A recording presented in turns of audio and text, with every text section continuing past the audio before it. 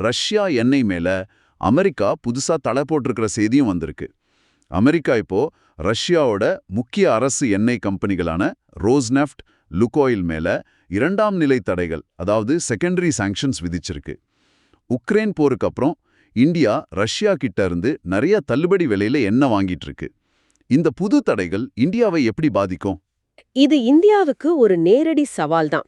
India கொள்கை அளவுல ஒரு தலைப்பட்டமான தடைகளை எதிர்த்தாலும் நடைமுறையில அமெரிக்க தடைகளோட தீவிரத்தை தவிர்க்க முன்னாடியும் இணங்கி போயிருக்கு. உதாரணத்துக்கு ஈரான், வெனிசுவேலா மேல கடுமையான தடைகள் வந்தப்போ இந்திய கம்பெனிங்க அங்கிருந்து எண்ணெய் வாங்குறத நிறுத்திட்டாங்க. இப்போ ரஷ்யாவோட பெரிய எண்ணெய் கம்பெனிங்க மேல இரண்டாம் நிலை தடைகள் வந்திருக்கு. இந்த இரண்டாம் நிலை தடைகள்னா என்ன? அது எப்படி வேலை செய்யும்?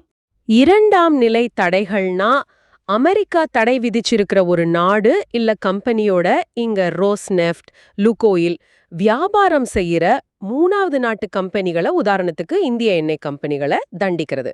அமெரிக்காவுக்கு அந்த வெளிநாட்டு கம்பெனி மேல நேரடி சட்ட அதிகாரம் இல்லைன்னாலும் உலக நிதி அமைப்புல அமெரிக்க டாலரோட ஆதிக்கம், அமெரிக்க பேங்க்ஸோட முக்கியத்துவம், இதனால இந்த தடைகள் ரொம்ப பவர்ஃபுல். அப்படின்னா அதாவது ரஷ்யா கம்பெனிகளோட வியாபாரம் பண்ற ஒரு இந்திய கம்பெனி அமெரிக்க நிதி அமைப்பிலிருந்து துண்டிக்கப்படலாம், டாலர்ல டிரான்சாக்ஷன் பண்ண முடியாம போகலாம், அமெரிக்கால சொத்து இருந்தா அதை முடக்கலாம். இது ஒரு பெரிய ரிஸ்க். அப்போ இதோட உடனடி தாக்கம் என்னவா இருக்கும்? இந்திய கம்பெனிங்க ரஷ்யா எண்ணெய் வாங்குறத நிறுத்திடுமா? அதுதான் எல்லாரும் எதிர்பார்க்கறாங்க. இந்தியாவோட மொத்த கச்சா எண்ணெய்களுக்கு மதியில சமீப காலமா 35% மேல ரஷ்யால இருந்து வருது.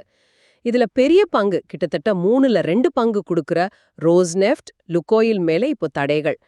ரிலையன்ஸ் மாதிரி பெரிய தனியார் கம்பெனிகளும் சரி, இந்தியன் ஆயில், பாரத் பெட்ரோலியம் மாதிரி பொதுத்துறை கம்பெனிகளும் சரி, பெரும்பாலான இந்திய ரீஃபைனரிஸ் அமெரிக்க மார்க்கெட், அமெரிக்க பேங்கிங் சிஸ்டம், அமெரிக்க டெக்னாலஜின்னு நிறைய சார்ந்திருக்காங்க.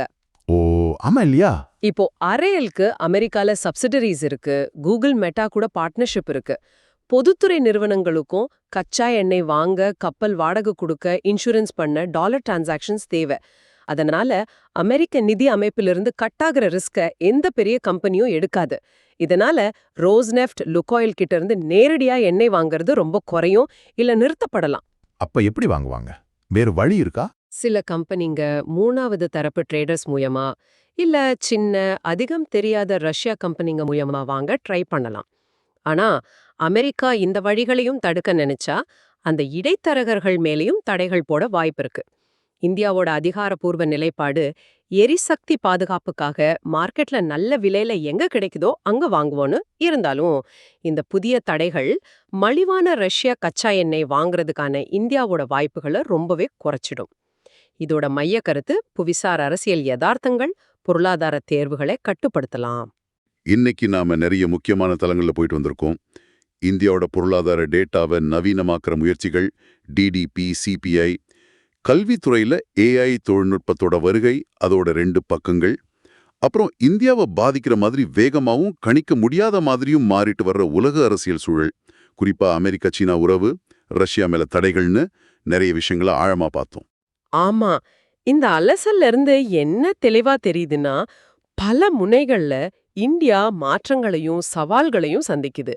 பொருளாதாரத்துல துல்லியமான டேட்டாவோட தேவை, கல்வியில டெக்னாலஜிய பேலன்ஸ்டா யூஸ் பண்றதோட முக்கியத்துவம், அப்புறம் சர்வதேச அளவுல தன்னோட நலன்களையும் தன்னாட்சியும் காப்பாத்திக்க வேண்டிய அவசியம்னு பல விஷயங்கள் முன்னாடி வருது.